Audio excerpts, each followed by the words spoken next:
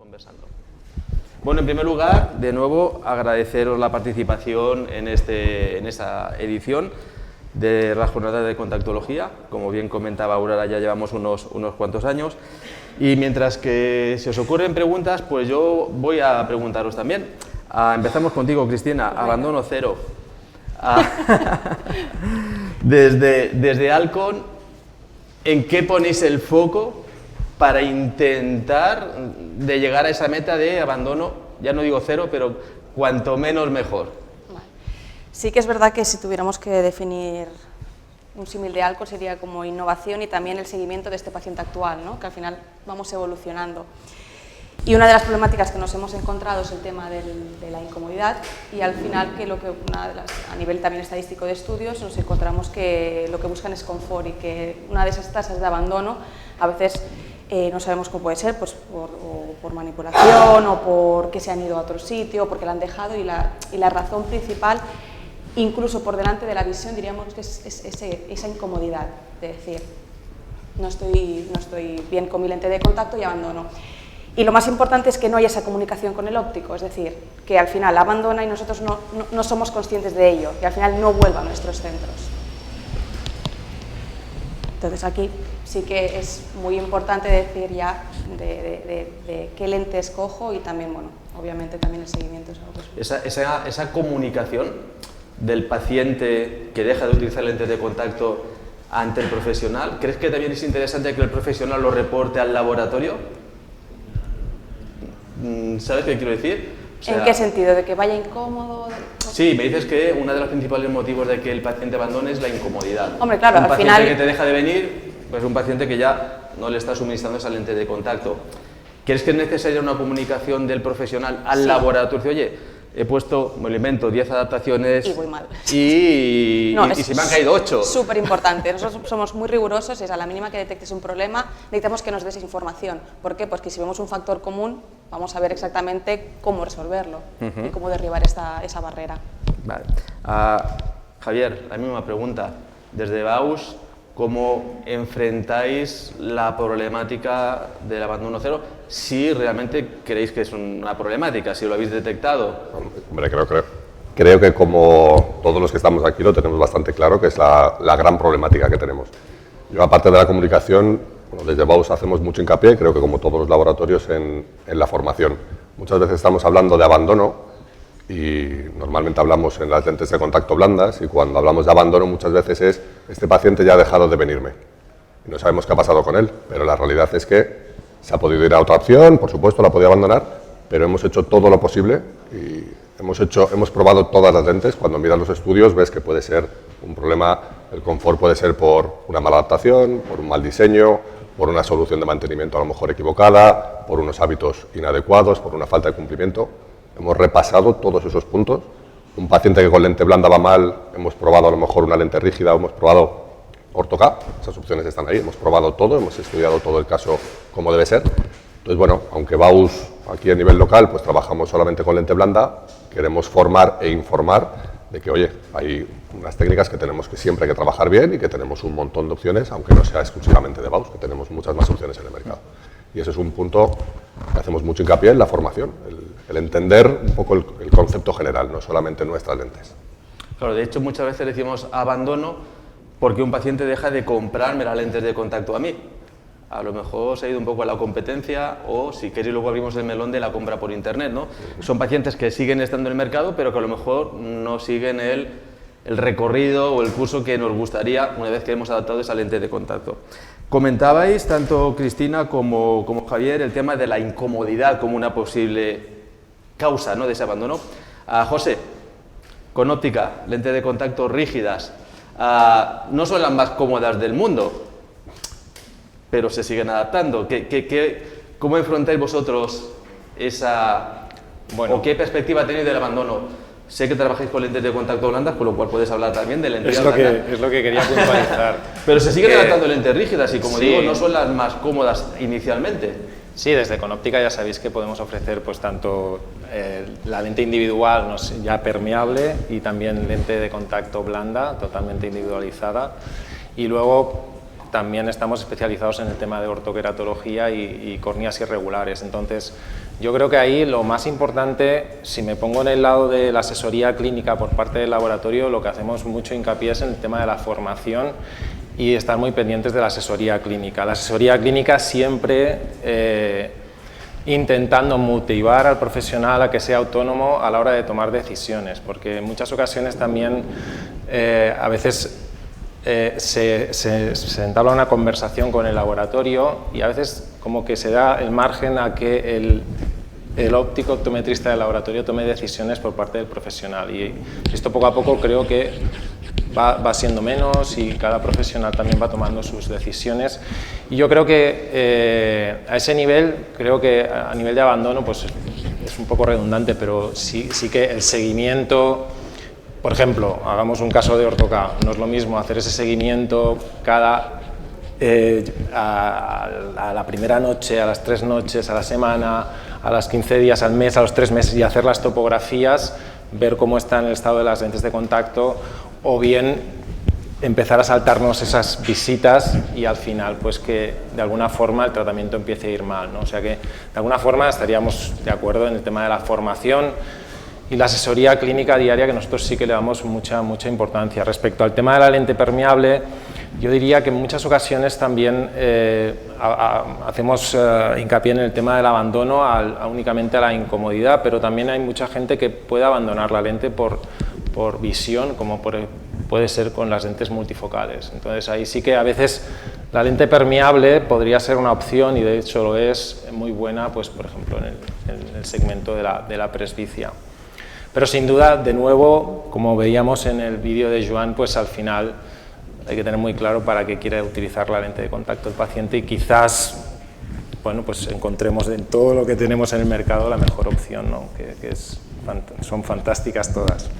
De hecho, hay pilares de la contactología, ¿no? Cuando empezamos a estudiar contactología, nos dice el profesor de primero de contactología, hay que cumplir siempre 3 normas. El paciente tiene que ir cómodo con la lentilla, cosa que hemos comentado. Segunda, el paciente tiene que ver bien. Y tercero, no menos importante, la córnea tiene que estar íntegra. A nivel de materiales, a nivel de reemplazos, la industria está avanzando. ¿Creéis que, bueno, estáis trabajando en que las lentes de contacto no solo sean cómodas, que el paciente vea bien, sino que sean seguras o cada vez más seguras en el porte? Y eso de alguna forma puede, bueno, favorecer que los usuarios sigan usando sus lentes de contacto. Yo creo que sí, yo creo que por parte de los tres, que obviamente lo que queremos al final es que el usuario, una vez se vaya de nuestra consulta, vaya cómodo.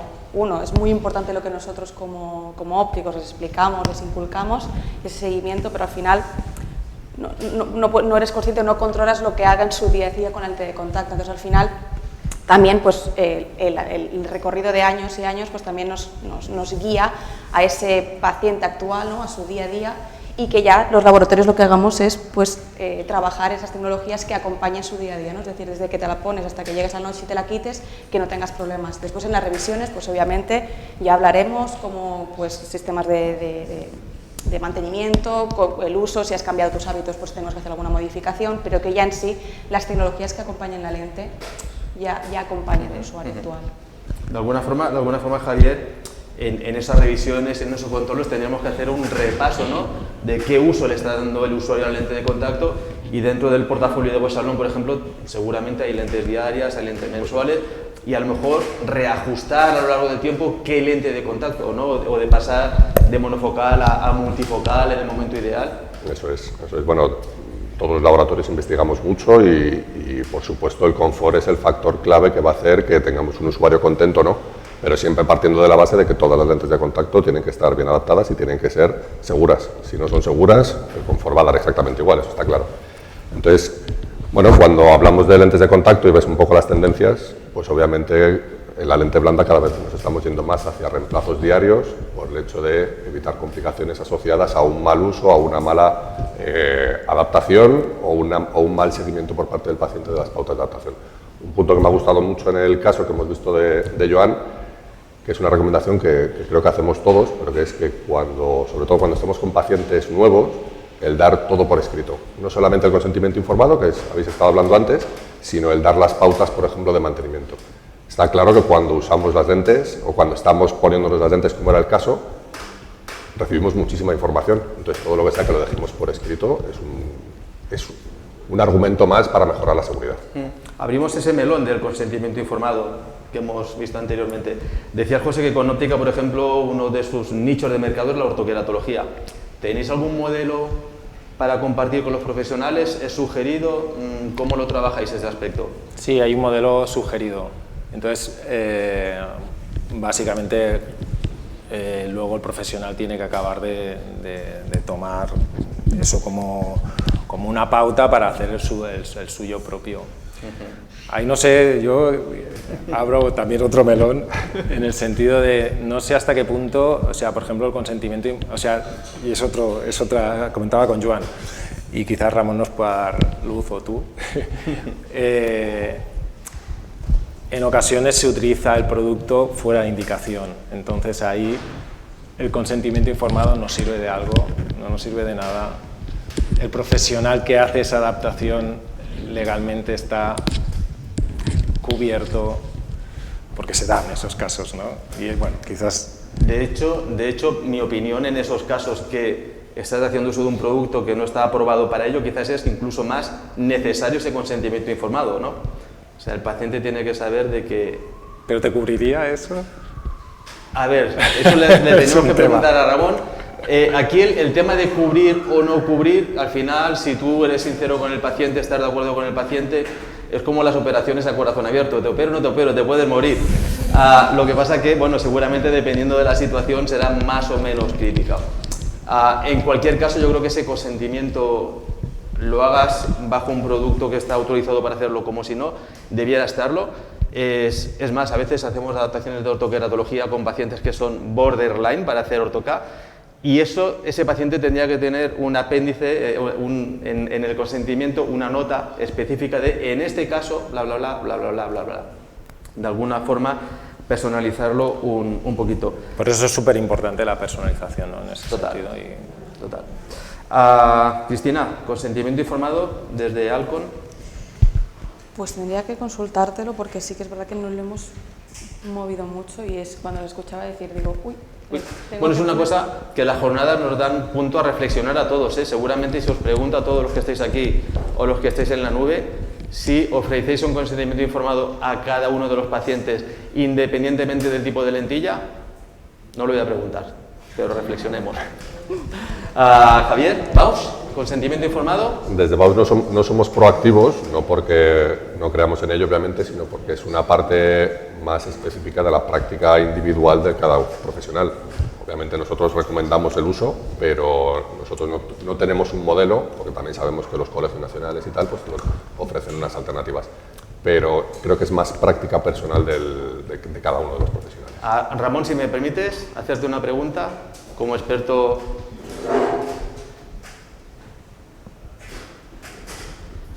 El tuerto en el país de los ciegos es lo que tiene, ¿eh? A nivel legal del consentimiento informado, comentábamos antes con Aitana y con Laura que en principio es una obligación, pero la realidad es la que es. O sea, en las ópticas, en la calle, no todos tenemos un modelo de consentimiento informado. ¿Debiéramos de alguna forma preguntar al legislador, a los colegios profesionales, a que nos obliguen a hacerlo? Estamos en terreno que depende de la voluntad de cada uno. ¿Empiezo? Dale. Me obligáis a que me salte el titular, ¿eh? Vuelvo a insistir en lo que he dicho antes. Todo acto sanitario requiere de lo que sería el consentimiento informado, pero no pensemos en el consentimiento informado como un papel que firma una persona. El consentimiento informado tiene dos partes. Consentimiento, que nos lo da el paciente, usuario, cliente, y la información. ¿Quién da la información? Somos nosotros. En todo acto sanitario tiene que haber las dos cosas, aunque sea, como decía antes, Aitana, una lente de contacto de un solo uso. Si nosotros somos los primeros que ya ponemos un nivel, yo entiendo que hacemos unas pruebas, le damos a un diagnóstico y después hay diferentes soluciones, que puede ser una lente de un solo uso o una lente escleral súper sofisticada. Pero el consentimiento informado tiene que estar siempre. La ley dice que cuando hay una intervención quirúrgica o una invasión, como sería la ortoca, tiene que ser por escrito. Pero la clave está en la información. Si cualquier paciente, aunque no haya firmado un consentimiento informado, se queja por un problema de una lente de contacto y se puede demostrar que no hemos informado adecuadamente al paciente, el problema lo vamos a tener igual. En nuestro caso las reclamaciones son muy bajas, son inexistentes, pero eso no quiere decir que no pueda pasar en algún momento. Entonces, más bien es un tema de concepto que no de pensar en un papel, pero la legislación nos dice eso. Y una opinión personal, estoy de acuerdo con Javier, la responsabilidad del consentimiento informado recae sobre nosotros. Es muy loable que los laboratorios nos lo faciliten haciendo unos consentimientos, pero es que la responsabilidad es nuestra, ¿eh? Es súper de agradecer, pero la responsabilidad es por completo de los profesionales. Esa es hasta donde yo sé, todo lo que se me ha contado, incluso como yo creo que lo planteo en mi día a día. No sé si he respondido bien, ¿eh? Sí, sí, muchas gracias, Ramón. ¿Cómo vamos de tiempo? Vale, perfecto. Comentabas a Cristina y Javier de que la tendencia, al menos europea, es ir a lente de contacto desechable diaria para facilitar el uso, lente de contacto nueva cada día, menos mantenimiento, posiblemente menos complicaciones. Pero España parece que no acaba de despegar, ¿no?, en el uso diario, en el reemplazo diario. Sí uso, pero no reemplazo. ¿Por qué creéis que...? Yo creo que está dentro de las consultas, un poco a la hora de ofrecer, ¿no? Creo que yo me he encontrado en muchas consultas de cuando hacemos esa anamnesis al paciente, ¿no? Y también esa exploración prelente para aconsejar qué tipo de lente de contacto recomiendo. Creo que hay un fallo que a veces es como, ¿y cuándo te vas a poner lente de contacto? Antes decías, ¿no? ¿Cuántos? En el caso era, ¿y cuándo la quieres llevar? ¿La quieres llevar esporádicamente o cada día? Cada día. Y ya pensamos automáticamente, vale, cada día, ¿cuál es la mejor opción? La mensual.